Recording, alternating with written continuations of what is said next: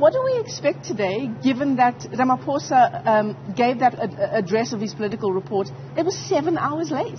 It was, and we're still hearing that delegates haven't all been registered. So first thing yesterday, or the first briefing yesterday from ANC spokesperson Pule Mabe, we heard that some 3,800 of the delegates had been registered. We're now hearing, we heard at 1 o'clock rather, that about 90% of the delegates who are voting had been registered. So I did some number crunching. That gets you into the early 4,000s, which means there was a handful of 100-odd delegates, several hundred-odd delegates outstanding. And yet by the time the president spoke in the early evening, so late as you say, registration was still not complete. So that needs to be done. We have a couple of closed plenary sessions scheduled for today, which were scheduled for yesterday. That includes one with George Mashamba, which will be on the Integrity Commission. That's a critical one. But prior to that, led by Senzo Mkunu, will be the one on the rules. And there we will probably see some debate around the step-aside rule, which I must say the president avoided in his address last night.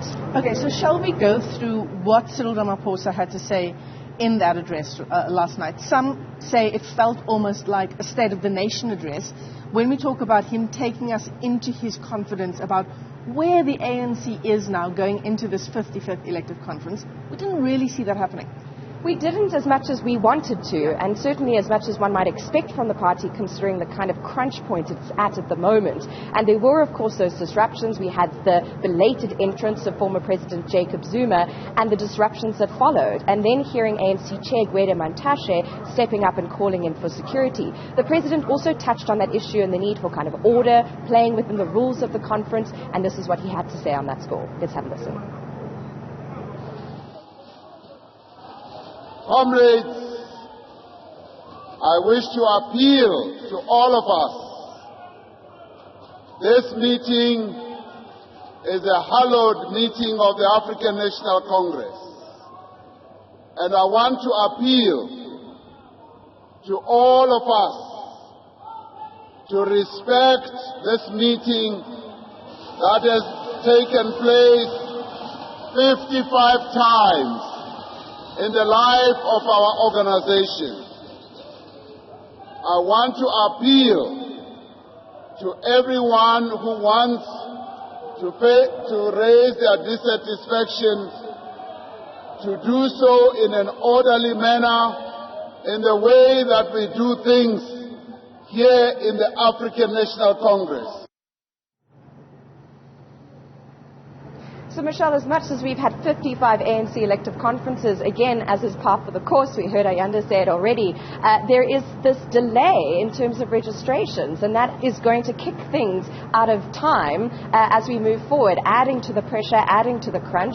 The KZN cohort of the ANC delegates here obviously rallying around former President Jacob Zuma, but it's Dr. Zweli Mkhize who's the front runner from that province for the top position in the party. And interesting also to hear the president talk about issues around the economy, COVID-19, the hindrances to the ANC executing its mandate from the last conference in 2017. There's a lot of work still to be done. Let's not forget what he had to say about state capture and perhaps why he may have been careful with his words. Why do you think? Well, of course, there's that private prosecution that's hanging over him and the former president. We did see them quite congenial, convivial, shaking hands outside this venue in a short social media clip. But that is a very acrimonious process and announced no less on the eve of this conference. With the State Capture Commission, I think also important just to remember, of course, that the president himself received some sharp and biting words from Chief Justice Raymond Zondo in terms of the deployment committee of the ANC. His role as Zuma's deputy during those 9-10 wasted years, and the president evaded the step-aside issue for obvious reasons. There's Phala Phala, there's now this issue of the private prosecution. He did speak on state capture, though, and this is what he had to say. We must ensure that we use the work of the State Capture Commission to consolidate and intensify the efforts against state capture and ensure that yes, those responsible, whoever they are, wherever they are, that they should face the might of the law. But we must also say, we know that there will be resistance but this must strengthen our resolve so that we can protect and advance the gains of our revolution.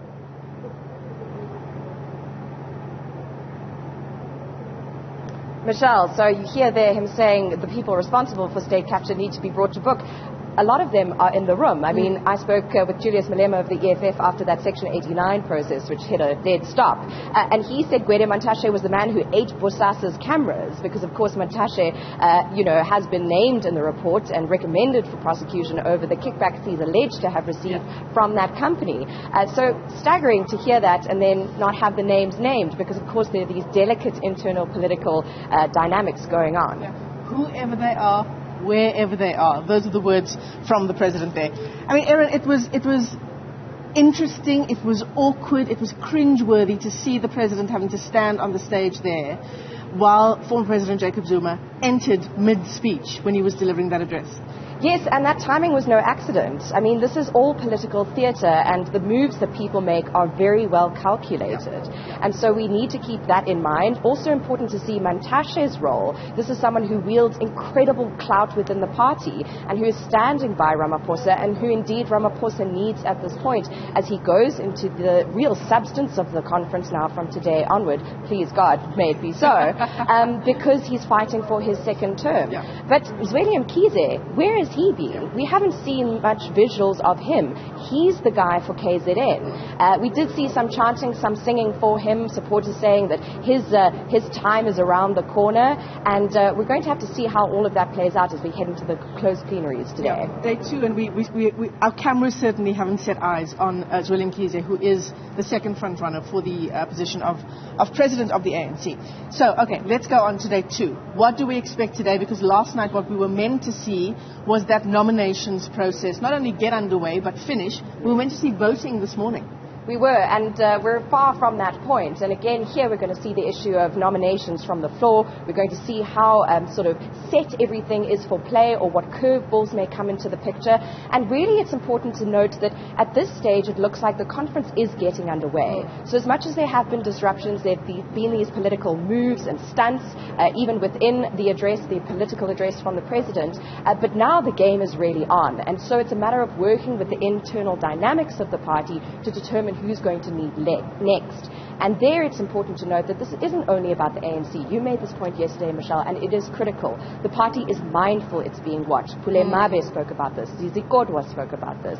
Ramaphosa spoke about it. They're mindful that they need to give off the message that they're capable of governing. They're capable of leading this country at a very difficult time. Bear in mind, of course, there's also the 2024 elections around the corner. And the ANC is in a very tight spot in terms of maintaining the support it has and trying to gather public support to lead further on. Erin Bates, thanks very much indeed for that. I wonder if the party succeeded, if President Cyril Ramaphosa succeeded in doing just that, giving off the message that things are getting underway here, we are in control of it, we are mindful of the fact that we are also going to 2024 and the elections there. You know, I mentioned this yesterday, Ayanda, for our viewers who are wondering why this conference is important for them, not only to watch, but to be aware of what's happening here, who are the leading candidates, who will make it into those top echelons of the governing party. Why is it important? Because those very people make it into cabinet. These are your government representatives being elected at this conference. So we're keeping a close eye on things for you this morning. We kick things off at 6 o'clock, as we've done just now, and we'll continue to keep a watch on all of the moving parts around the story as we build up to the program starting, hopefully at 8 o'clock this morning. For now, it's back to you in studio. Yeah.